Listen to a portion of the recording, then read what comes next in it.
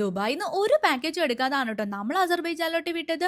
Per head നമുക്ക് വന്നത് വെറും 2200 ഏടിയാണ്, including visa, ticket, hotel with breakfast and transportation. ഈ ഒരു എമൗണ്ടിൽ ഞങ്ങൾ അസർബൈജാനിൽ സ്പെൻഡ് ചെയ്തത് 6 നൈറ്റ് ആൻഡ് 7 ഡേയ്സ് ആയിരുന്നു. അതുകൊണ്ട് തന്നെ നമ്മുടെ ട്രിപ്പ് ദേ പോയി ദാ വന്നു എന്ന് പോലെ ആയില്ല. First 2 days we were in Baku, അവിടെ നമ്മൾ നേരെ ഷമാക്കിലോട്ട് പോയി ആൽപ്പക്കിനെ കാണാൻ. Then 2 days we were in Cabala.